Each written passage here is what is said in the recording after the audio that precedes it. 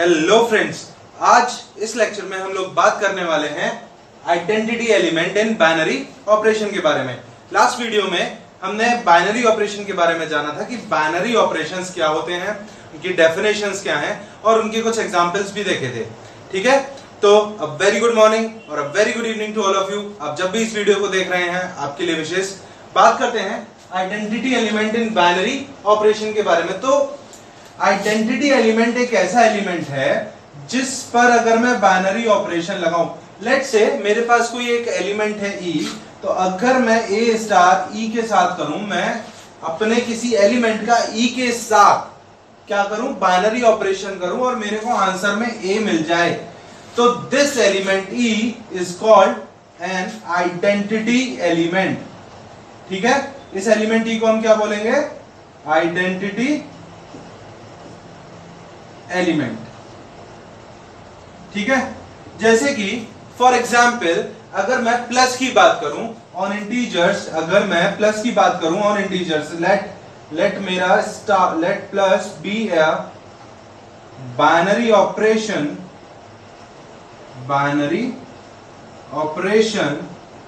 On z, let plus be a binary operation on z, then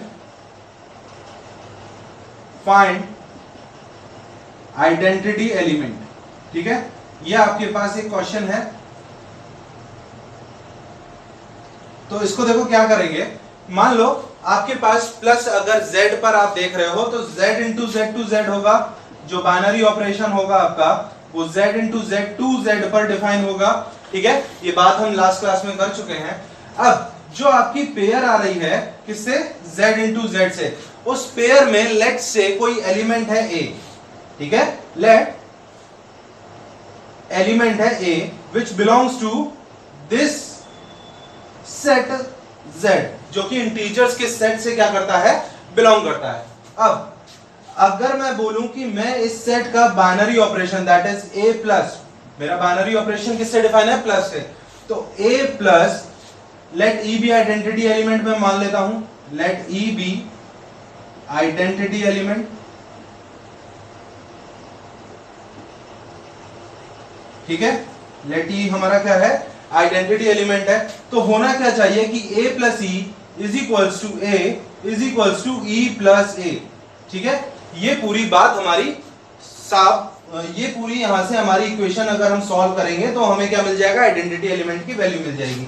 तो देखो यहां से अगर मैं इस इक्वेशन को सॉल्व करूं a plus E is equals to a को, तो यहां से e की वैल्यू आ जाएगी 0, hence 0 is an identity element in case of addition. ठीक है, अब दूसरी बात करते हैं कि जो आपका आइडेंटिटी एलिमेंट होता है वो आपके जिस सेट पर हमारा, यानी कि जैसे यहां पर z पर बाइनरी ऑपरेशन डिफाइन है, तो जिस सेट पर हमारा बाइनरी ऑपरेशन डिफाइन होता है उस सेट से e को बिलोंग करना चाहिए। अगर नहीं करता है देन हम ये कहेंगे कि हमारा बाइनरी ऑपरेशन में कोई भी आइडेंटिटी एलिमेंट नहीं है। फॉर एग्जाम्पल अगर मैं ये सेट यहां से चेंज कर दूं और मैं यहां पर बोल दूं कि मैं अब यही सेम फंक्शन एडिशन किस पर डिफाइन कर रहा हूं, मैं कर रहा हूं नेचुरल नंबर्स पर डिफाइन। ठीक है, प्लस जो है वो अब किस पर डिफाइन है, n into n to n पर डिफाइन है। ठीक है, अब देखो अब भी अगर आइडेंटिटी एलिमेंट इस प्रोसेस के थ्रू आप निकालोगे तो क्या आएगा, 0 ही आएगा, but 0 does not belongs to natural numbers, hence हम ये कहेंगे plus has no identity element, no identity element in n। ठीक है ना, हम क्या कहेंगे कि प्लस का कोई भी आइडेंटिटी एलिमेंट n में नहीं होगा। तो समझ में आया। अब हम बात कर लेते हैं कि इसकी डेफिनेशन क्या होगी। तो अब देख लेते हैं कि आइडेंटिटी एलिमेंट की डेफिनेशन क्या होती है। तो आइडेंटिटी एलिमेंट की डेफिनेशन कहती है कि if star is a binary operation, if star is a binary operation on binary operation on S, what is S? S आपका वो सेट है जिस पर स्टार क्या है? बाइनरी ऑपरेशन है। तो if star is a binary operation on set S, then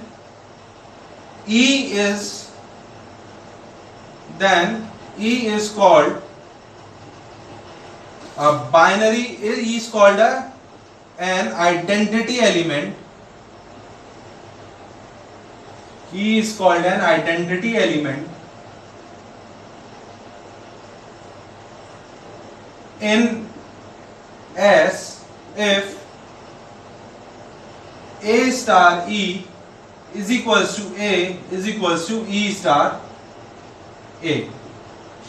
ठीक है, अब देखो क्या कह रही है इसकी डेफिनेशन। इसकी डेफिनेशन कहती है कि स्टार क्या है? एक बाइनरी ऑपरेशन है, और किस पर है वो बाइनरी ऑपरेशन? आपके सेट एक एस है, उस पर आपका एक बाइनरी ऑपरेशन है स्टार।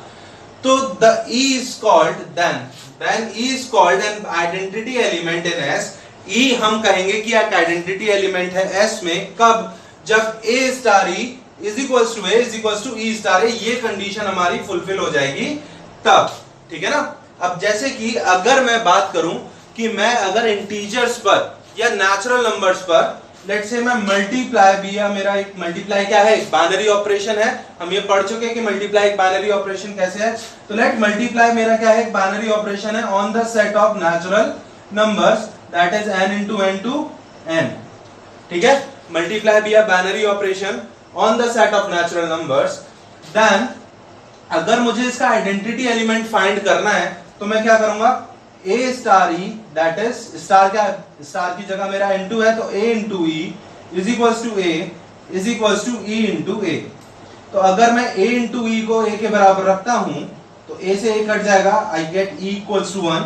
एंड अगर मैं यहां से देखूं तो अगर मैं E into A को A के बराबर रखता हूं तो भी A से A कट जाएगा, and I get E equals to 1। तो दोनों ही केसेस में मेरे को क्या मिल रहा है? इक्वल्स टू 1 मिल रहा है।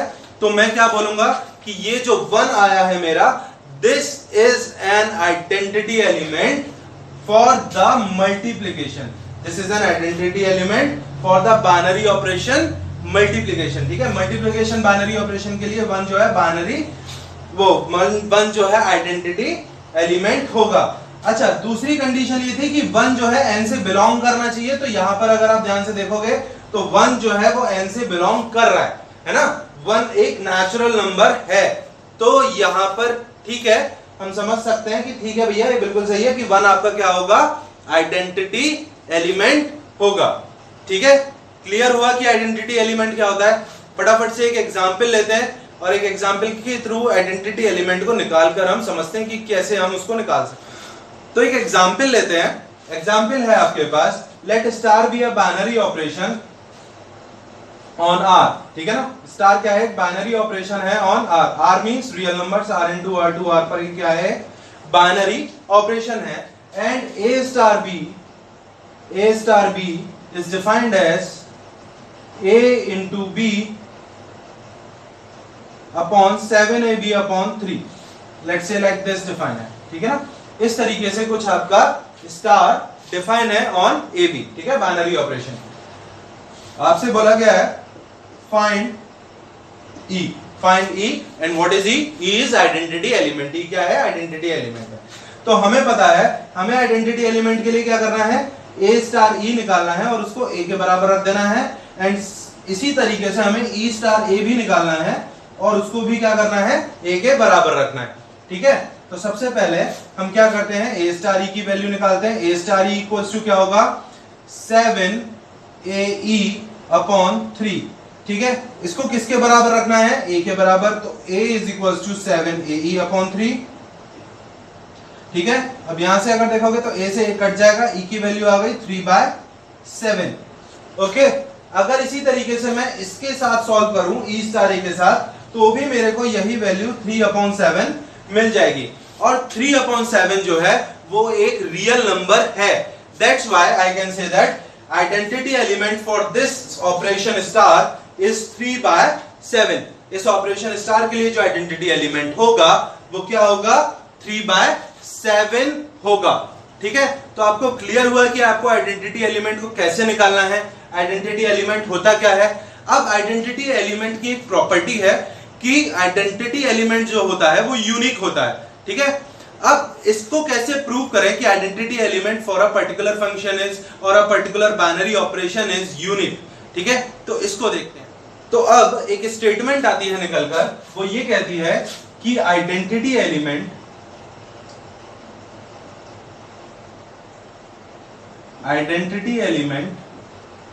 On a binary operation is unique, ठीक है। आइडेंटिटी एलिमेंट जो होता है ऑन बाइनरी ऑपरेशन वो कैसा होता है, यूनिक होता है। तो इस चीज को कैसे प्रूव करते हैं, तो हम मानते हैं लेट्स से कि दो हमारे पास कोई आइडेंटिटी एलिमेंट्स हैं। तो मैंने माना कि let E1 and E2 be two identity elements, ठीक है। दोनों ही क्या है, आइडेंटिटी एलिमेंट्स हैं, बी टू आइडेंटिटी एलिमेंट्स। अब क्या होगा कि मैं एक बार तो क्या करूंगा, मैं मानूंगा कि चलो जब E1 आइडेंटिटी एलिमेंट है तो E2 एक साधारण सा एलिमेंट है जो कि बिलोंग कर रहा है हमारे सेट S को, ठीक है। तो E1, अब यहां पर मैं एक चीज डिफाइन कर देता हूं भाई कि जो मेरे E1 और E2 हैं दोनों ही मेरे जो हैं बिलोंग करेंगे सेट S के साथ। एंड दूसरी बात, जो मेरा बाइनरी ऑपरेशन है स्टार, वो डिफाइन होगा on S into S to S पर, ठीक है। अब आगे की बात करते हैं कि इसकी यूनिकनेस कैसे आएगी। तो देखिए कि let E1 is identity element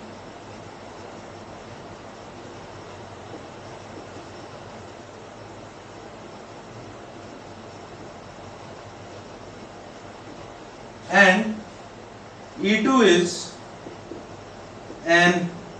is an element belongs to S, ठीक है। E1 एक आइडेंटिटी एलिमेंट है और E2 एक एलिमेंट है जो कि S सेट से बिलोंग कर रहा है। तो क्या होगा कि E1 star E2 is equals to, अगर आप निकालोगे तो मेरे को पता है अगर मेरे पास एक आइडेंटिटी एलिमेंट है उससे अगर मैं किसी को सॉल्व करता हूं तो मेरे पास जो आंसर आएगा वो E2 ही आ जाएगा, ठीक है। दिस इज माय इक्वेशन 1, ये मेरी पहली इक्वेशन है। दूसरा, let E2 is identity element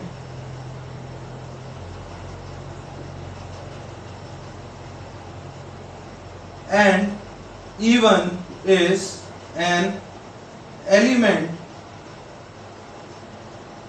belongs to S, ठीक है। अब क्या है, सेकंड कंडीशन में मैंने E2 को आइडेंटिटी एलिमेंट मान लिया और बोला कि जो E1 है वो मेरा किससे बिलोंग कर रहा है, S से।